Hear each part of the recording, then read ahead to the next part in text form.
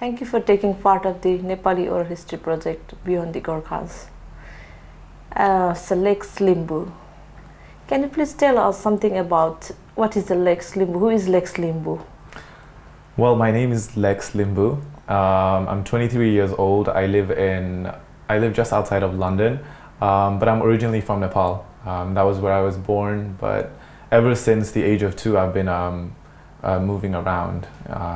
My dad used to be in the British Gurkhas army.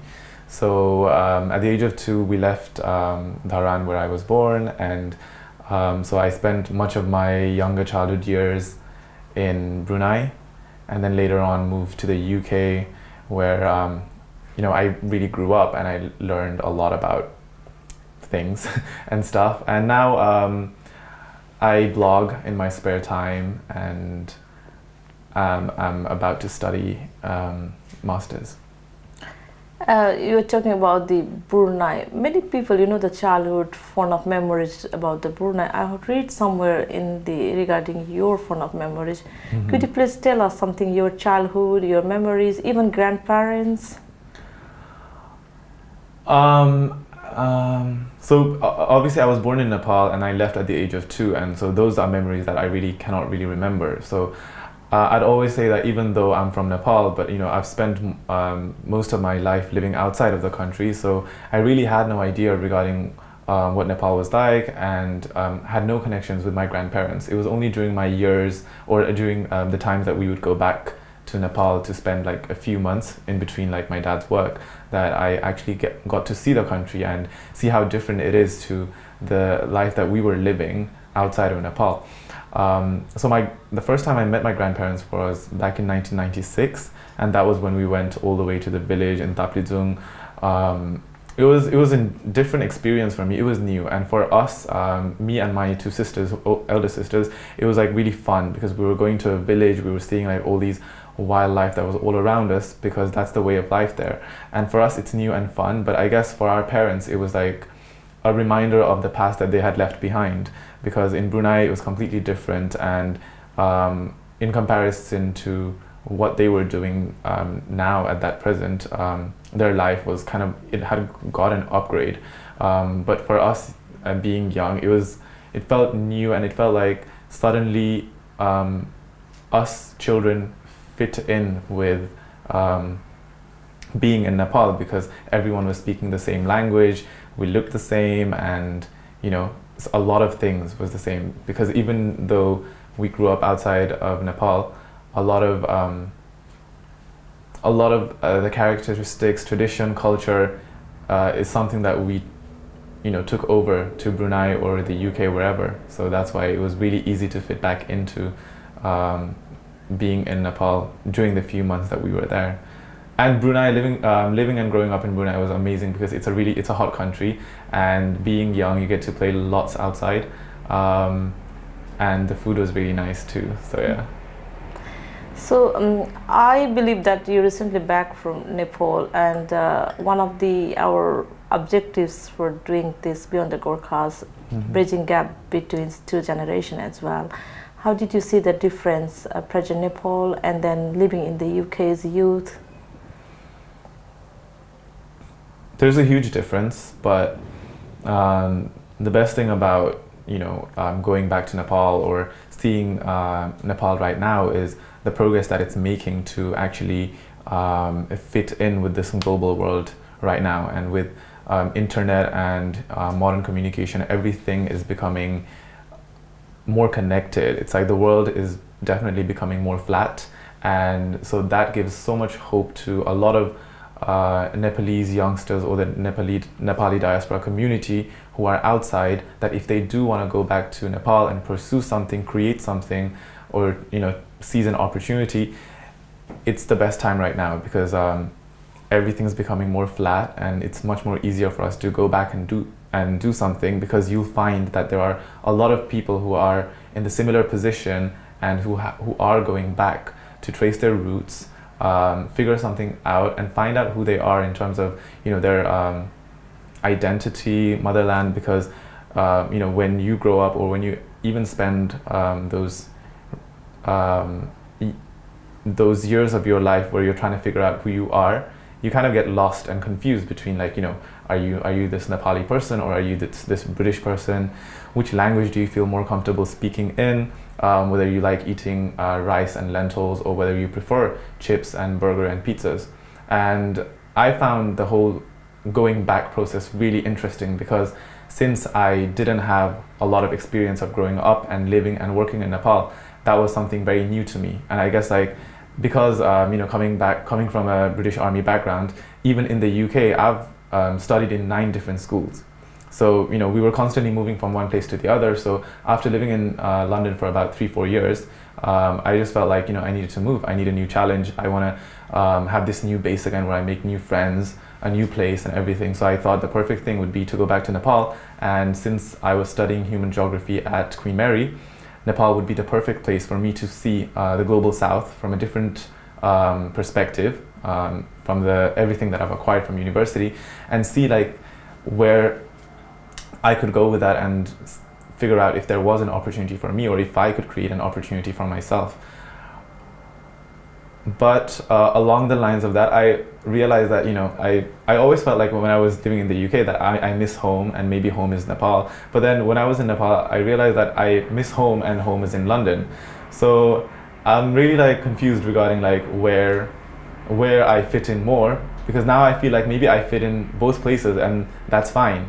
But now that does make me question where I would want to be ideally. But yeah, I think I missed the food in the UK more than appreciating the food in Nepal. So that's a bit weird. Yeah, I read in your net blog in a status that you're missing your kebab, burger, chips, something like that. And talking about that, are you a blogger as well? Blogger? Yeah. How do you describe as a blogger? I started blogging back in 2008, 2009 time, and that was purely because I was, like, studying year 10 in the UK. I was a bored teenager, and I had lots of free time, and that was when internet was, like, really blowing up, with, like, you know, YouTube becoming quite big around that time, with lots of cat videos and stuff. So I used to make vlogs on YouTube and rant, but because I was speaking in Nepali and the topics that I was talking about was Nepali related things, I realized that there weren't a lot of people that was actually, like, using YouTube then from Nepal. So what can I do which is going to make me more accessible for a larger pool of Nepali people? And then I figured out that the answer was to create a blog, since blogs were quite popular back then. But the thing was, most of the blogs were written in Nepali. And since I'm not really a good Nepali writer, I thought maybe I'll start a blog in English, but then talk about Nepali things, entertainment, films, music, movies, celebrity culture, and talk about what's happening within the Nepali community in the UK. So that was how blogging started, and I believe I've amassed quite a following through blogging through lexlimbu.com, and I think it definitely has changed. You know, from back in 2009, it was a lot of topics about, you know, like the more light things, you know, like who's doing this, which film's coming out, and stuff like that. But now I think I'm trying to bring the element of what I've studied about development topics, social issues, and things that actually matter. And now I've really understood that this platform can be used to put more strong messages out there, and in some ways make people much more understanding of one another. So yeah, the blog is going through a change. Yeah, and then you became a very famous, not only blogger, celebrity blogger, people used to say in the town, and even very famous fashion designer Prabal Gurung also commented somewhere, I read, and you met Bollywood beauty Priyanka Chopra. All this happens because of your blog. I believe it is true. A lot of things have happened through the blog, and that I'm very thankful for, because I'm very thankful for the following that it has created, and a lot of you know, the people have spread good things about it and stuff. But I do think that why there's not only the blog, but why there's a lot of kind of fascination or following on me is because I think a lot of people, Nepali people, were really interested regarding how on earth this, because at that time I was only about 17 or 18, how that 17, 18-year-old kid could update so much about Nepali things, having lived in the UK. So a lot of people were fascinated about that. And since I was not really, accessible and in reach of the people that were reading the blog, because I was in the UK and I wasn't really within the Nepali community back then. So a lot of people are like, who is this guy, kind of stuff, right? Especially people who are living outside of the UK. And my blog has following from America, Australia, wherever there is like Nepalese community, sizable Nepalese community. So I think that's why there was that kind of interest there. And since my blog was based on a lot of celebrities, public figures, and organizations and stuff happening in Nepal, so when I did eventually go back to Nepal, there was just like a lot of interest. And I think it kind of makes sense because in a way I was just like this Facebook profile or a website, and people really wanted to see, like, people wanted to match a personality with it. And I think that's where this fascination and kind of interest comes from.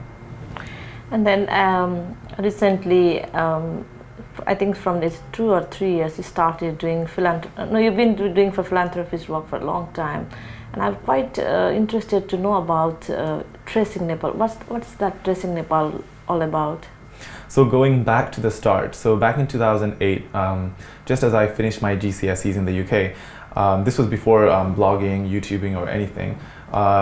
There was a flood in the eastern part of Nepal, in the Koshi River, and we thought, like, since we had a long summer holiday, let's do something to fundraise money. And back then, this was quite new, fundraising and stuff within the Nepalese community. So what we did was we sold wristbands for a charity, and we raised money through that. So this kind of fundraising and supporting charities and stuff was, with me long before blogging. So I don't want people to think that because now I have this platform, I'm doing this to create like a good image for myself. Because when suddenly somebody who has a lot of reach does that, a lot of people tend to assume that they're doing it just for their own good and to keep up their public image and PR. So that's not the case. Moving on to Tracing Nepal. Tracing Nepal is something that I'm really proud of, and which I and my friend Chandrika Gurung founded back in 2014.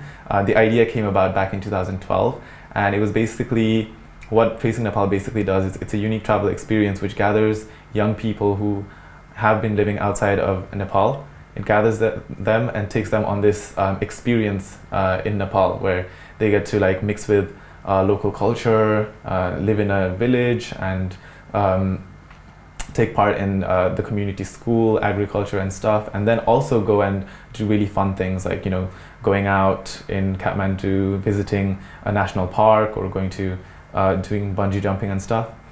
I feel strongly about Tracing Nepal because having grown up majority of my life outside, I know how easy it is to suddenly become detached from Nepal, because a lot of the times our parents, when they take us back to Nepal, they only take us back to visit our relatives, so we don't really get a whole picture of what Nepal is, or what our parents went through to bring us to where we are at the moment.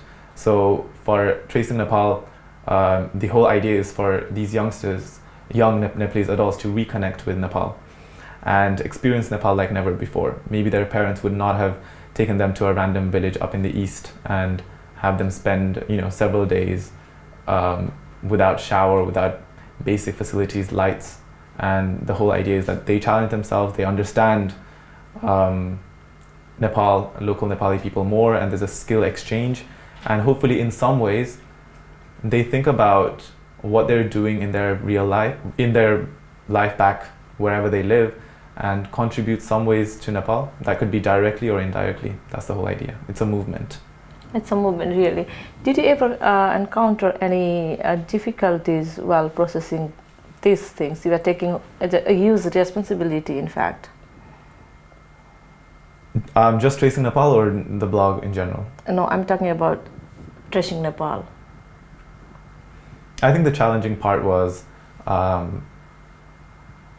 no, I wouldn't say I faced a lot of challenge, because I was really confident with the idea, and what I'm doing isn't something new, because a lot of people are doing something similar, but they based it on non-Nepalese, foreign tourist backpackers going to Nepal, and they've provided this experience for all these other people. So I thought, why not provide it to, these Nepalese people who have probably never, or who haven't had the opportunity to kind of go on this excursion and activity, because we do see a lot of young Nepalese people now venturing out to Southeast Asia and stuff, like, Thailand and various other countries. So I thought maybe I could cater the same experience, and since I love, traveling as well, and I could just bring my strength to it and then take them out. But what has been challenging is just, finding the right time to take them out, because obviously summer holidays here gave a lot of students free time, but summer holidays back in Nepal is monsoon.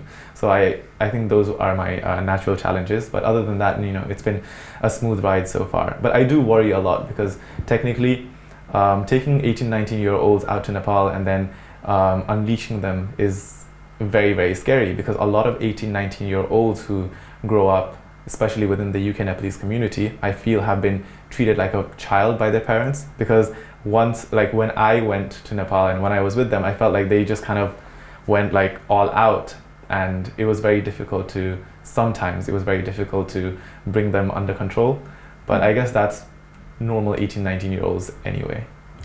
Let's talk about we always value our family, and then you are unlistened. Did you ever come across your mom said, "Oh, Lex, now it's your age for to choosing goals," and this kind of traditional things, like this family talk? Oh.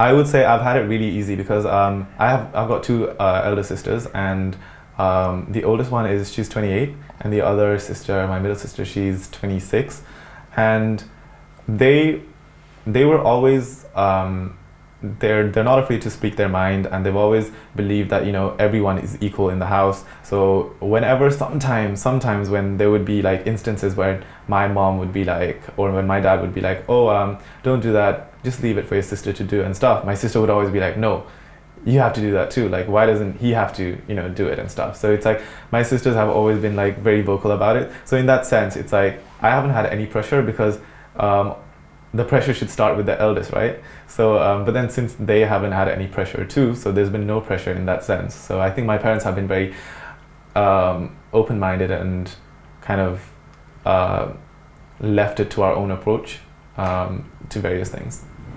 Yeah, the one point where I'm asking, because Oral History Project, we would like to pass our message into our future generation as well. That's the reason how you are in that particular region. I'm asking, what would you like to share your experiences for those in youth living in the UK?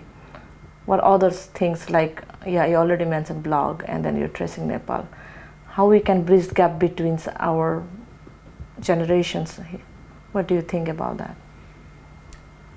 I think to bridge a gap between different generations is going to be very challenging, especially for our community, because this is probably the first time that's for us, moving to a new country and trying to figure out a lot of things, because our parents are very scared and nervous about what's going to happen in the next 5 to 10 years for their children, because they've come to UK, they're now trying to embrace this culture, and they're kind of getting worried that what if my son or daughter suddenly becomes this other person? What if they forget to speak the language, and what if they date some other non-Nepalese person and stuff, So those kind of things are something that the parents are having a huge time dealing with. And for youngsters, for anybody like me, I think the challenge is we're thinking, how am I going to fit into this culture? So maybe I'm going to lose a little bit of Nepali, I'm going to kind of adopt a fake British accent and stuff. So it's a very trying time that both generations are trying to fit in, whereas one generation is trying to fit in by adopting and being much more conservative, traditional, and falling back. I sometimes tend to think that Nepalese parents here can be much more conservative than the Nepalese parents who are in Kathmandu, because back in Nepal, back in Kathmandu, through my observation, what I figured out is people are trying to be much more international. They're trying to be much more global, right?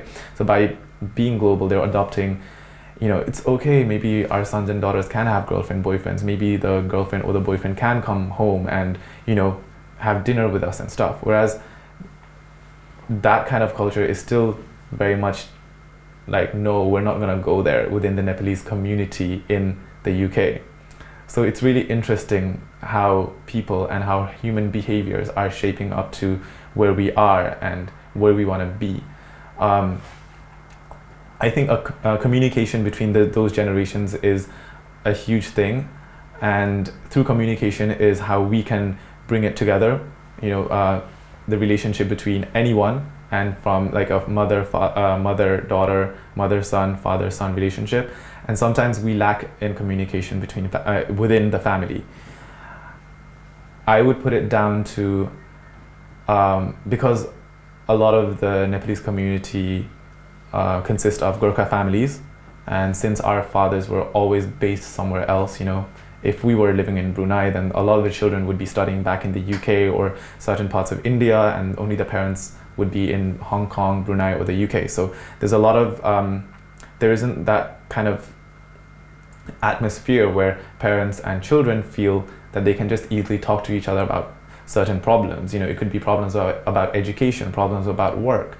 And so when we're not honest to our parents or honest to one another, we tend to lie, and that's when friction occurs. And that friction could be from anything, from choosing the wrong path about studying, because there's a lot of things that come down for the young generation as well, because now a lot of the young Nepalese people who have moved to the UK from 2006 onwards, they moved at a time that they had spent all their life in Nepal.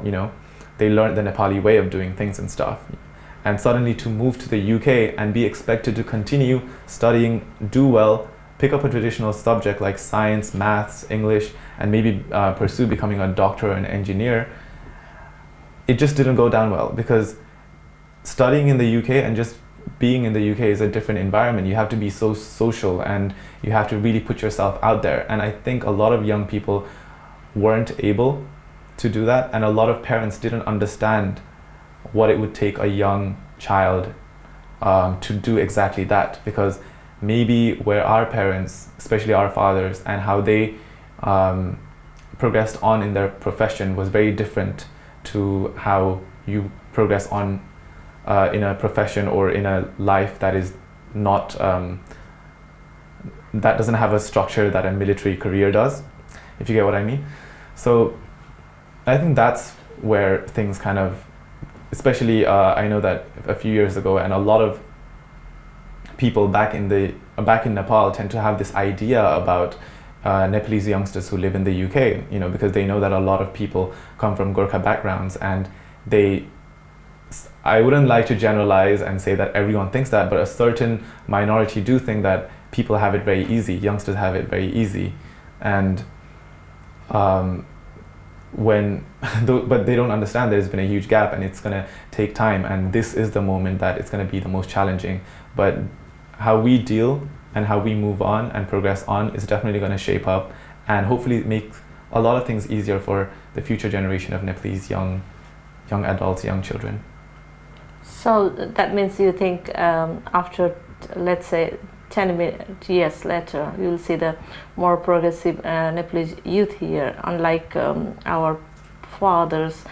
Traditionally one Gurkha's son goes to another generation, again Gurkhas. So in terms of that, you are very free to choose your own career, right?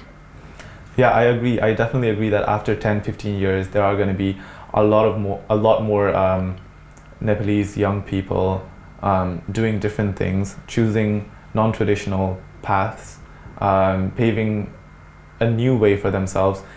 But I also think that we'll know them as somebody who's from the UK of Nepalese descent, but they'll probably have moved away from that direct link with Nepal.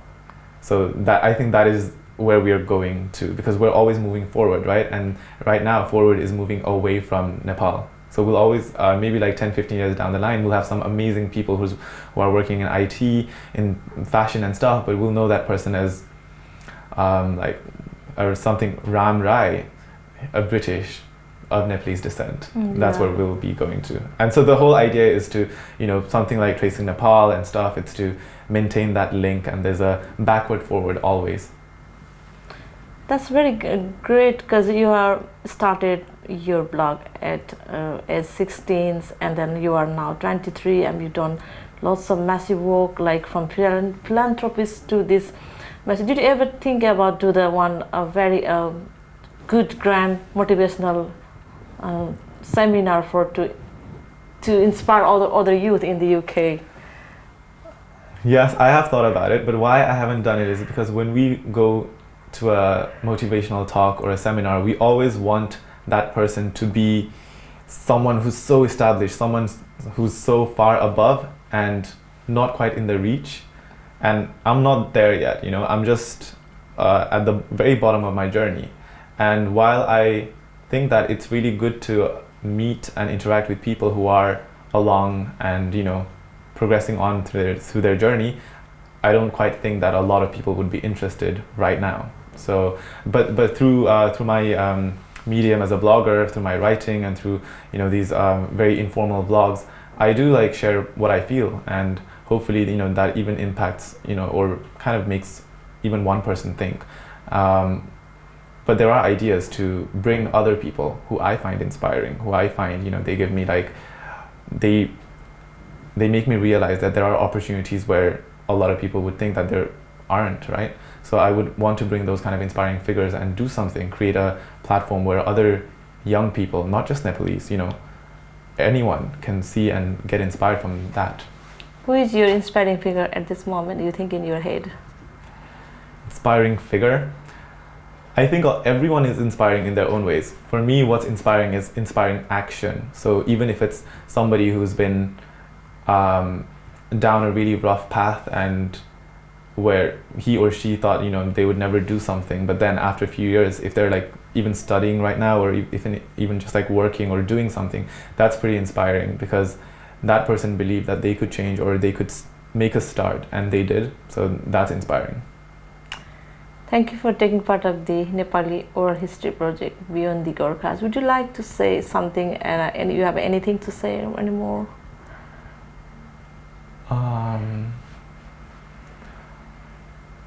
I would just say that it's very important for our community right now to really put ourselves out there, talk as much as possible about where we are, what's happening, the change that is taking place around us and within us, because only then we will be able to highlight the good and let that continue to flourish in the days to come. Because who knows, maybe 30, 40 years down the line, my sons, grandsons, or somebody else's sons and grandsons could be very well thinking, oh my god, so how did these bunch of Nepalese come and stay in the UK for the first time, right? And hopefully there will be things written, videos and stuff for them to go and look back on. And this is a discussion that we must have, and it's a good discussion as well, because it will shape up how and where Nepalese communities will move on to in the future generations in the UK. Thank you for your time, Lex. Thank you so much. Thank you.